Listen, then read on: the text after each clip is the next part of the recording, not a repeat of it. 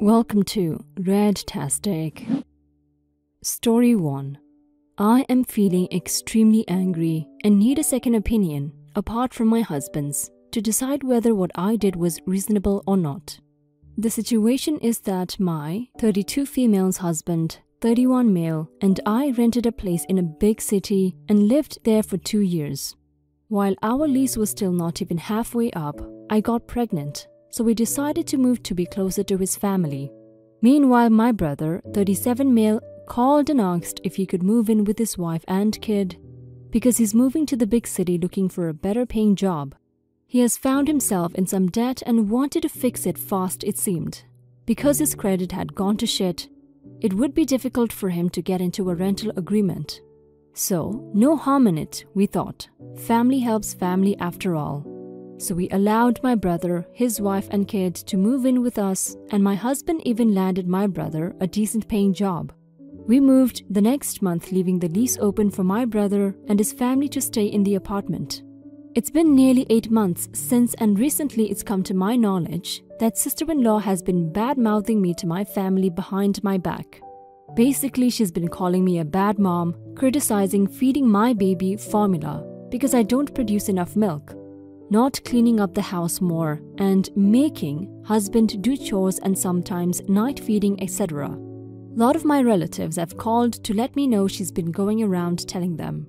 So I confronted her in all my sleepless postpartum glory. She didn't even have the courtesy to look guilty or apologize. She said she only wanted the best for my baby and my husband, so I needed to get a grip and do a better job at being a mother. I went off on her, and after I got everything I needed to say out, I hung up. Then I called my husband and wept and threw a tantrum till he called our landlord and informed him we do not wish to renew the lease. Earlier, we had made all the plans to renew it for a year because my brother had pleaded with me too. After that, I called my brother up and informed him we would not be renewing the lease and that he only had his wife to blame. My brother was silent on the other end for a long time. When he spoke, he sounded defeated, disappointed, but he said he understood. Now, I feel really awful that I put my brother and niece in this situation. I feel like they didn't deserve this punishment just because sister-in-law is an ungrateful moron, but I just can't take this disrespect. How dare she call me a bad mom and bad wife when her own actions would cause her family to be homeless? Maybe I should call and tell her that. Edit. Yes, my husband did try to change my mind about not renewing.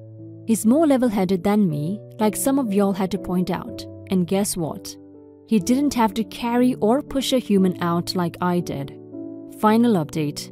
So my brother called and apologized to me. He said he should have put a stop to his idiotic wife's blabbering mouth, but he didn't. He understood how ridiculous she was being and how vulnerable I'm currently. Anyway, he said that my husband found him a good new place. I wasn't aware of that. And he said his credit had recovered enough to allow him to rent on his own. It's gonna be harsh, but he thinks he can manage it in future. So that's it. Everything is good between me and my brother. And to show my husband my gratitude, I will be freeing him of tonight's nightly poop duties. It's good to know it's all resolved now. Honestly, everyone in your life sounds reasonable except your sister-in-law. She had no right to talk about your parenting style or anything like that to other family members. Your brother should have put a stop to it before you got to know, but he didn't. I'm glad he apologized for that. Your husband really deserves that reward you're giving him. He handled the situation perfectly. He took you and how you were feeling into account, and he also took your brother into account. Story 2. My 16-year-old son came to me panicked and said his 16-year-old boyfriend just told him the boyfriend was HIV positive. I told him to stay calm and no matter what, everything was going to be fine. Inside, I was more panicked than he was. We immediately drove and got him, my son, tested. He's negative. My son is negative, but his boyfriend is positive. My son says boyfriend didn't lie or neglect to tell him. He only just found out himself. I have no reason not to believe him, but I still said he had to break up with the kid. I insisted on it. My son said they would be extra cautious and he would take PrEP and it would be fine, but I told him the truth. that it was too serious a disease for him to even slightly risk contracting at his age. I know most people won't believe me, but this has nothing to do with my son being gay. He's had 2 serious boyfriends in the past and a handful of dates. I've never had a problem. They would come by the house, it was fine, and this guy I had him break up with was a good guy. I just know my son's maturity level and don't trust him to take all the proper precautions to keep himself safe. If he were 30 and called and said, "My boyfriend just said he's HIV positive, but I don't want to break up with him," I would be by his side, going to get PrEP prescription and reading all the articles and encouraging him to be safe, because it would be his responsibility as an adult to make these decisions for himself. Right now, though, I still have to nag him to wear a seatbelt when he drives. I don't feel like I would be doing my job as a parent if he kept seeing an HIV-positive person until he can protect himself. But my son, of course, does not agree. He says I'm being discriminatory against HIV-positive people, and I just got off the phone with my brother, and he said the same thing, that I'm taking this too seriously and I was wrong to make them break up. That even if that's what I wanted, it should have been a decision my son and I came together after more discussion. Am I the a-hole?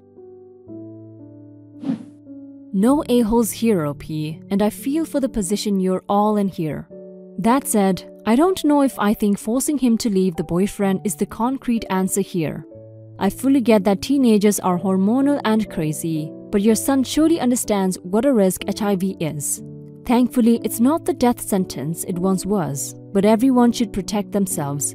I feel like this would be a good opportunity to maybe take him to a doctor or other professional that could sit with both of you and discuss realistic plans on how your son could stay safe.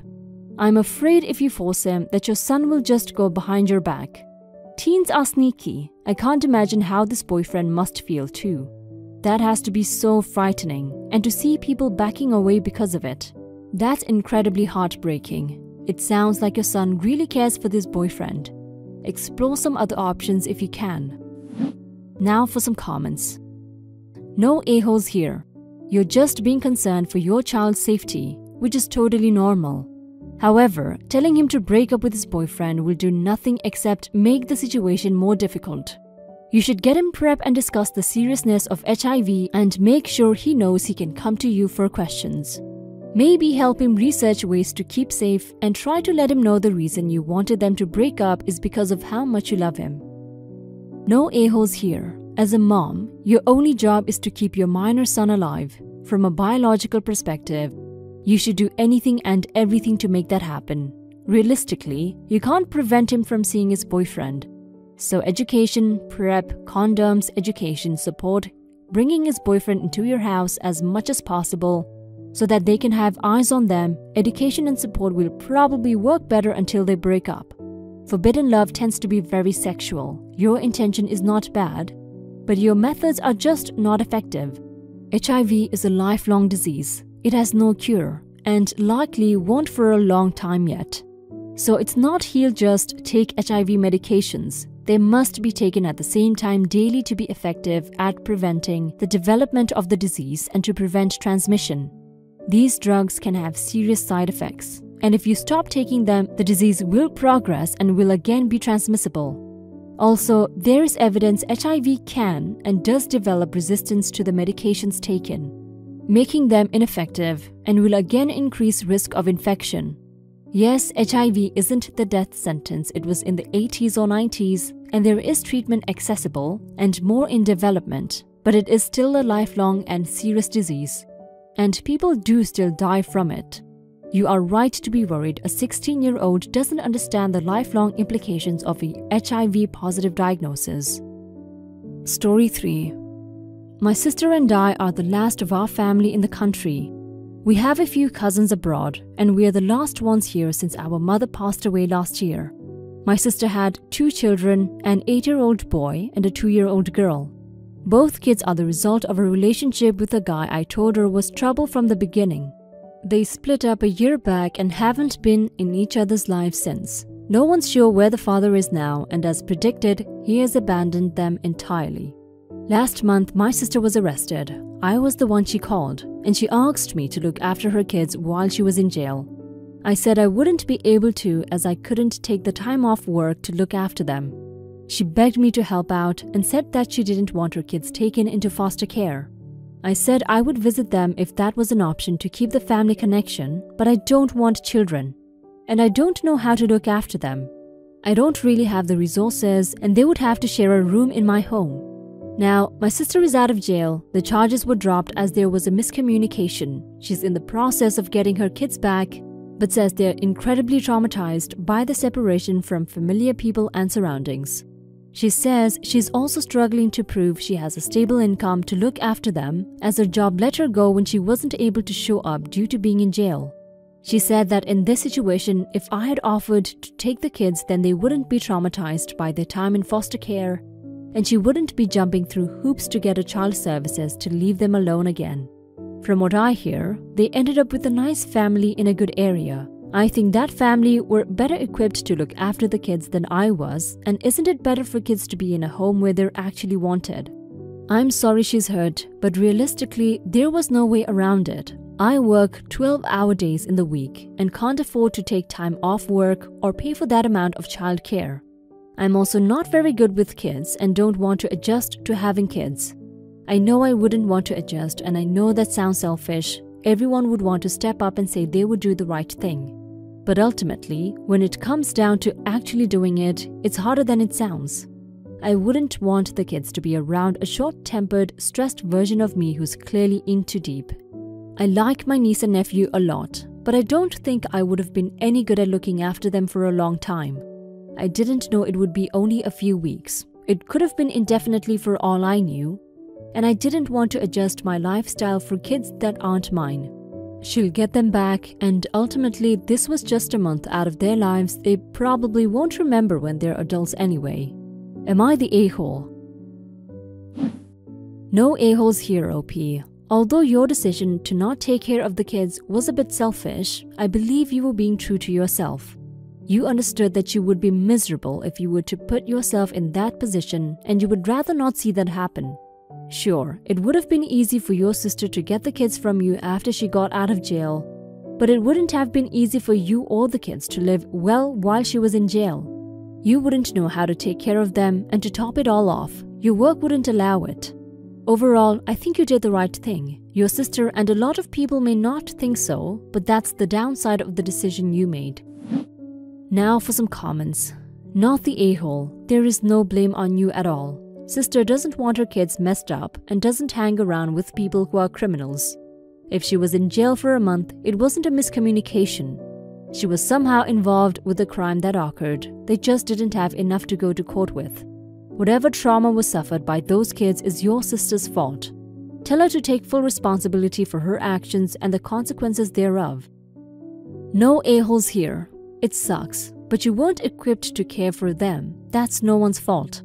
I've been dumped by my parents onto people who weren't equipped to care for me, and I honestly would rather have been placed in temporary foster care.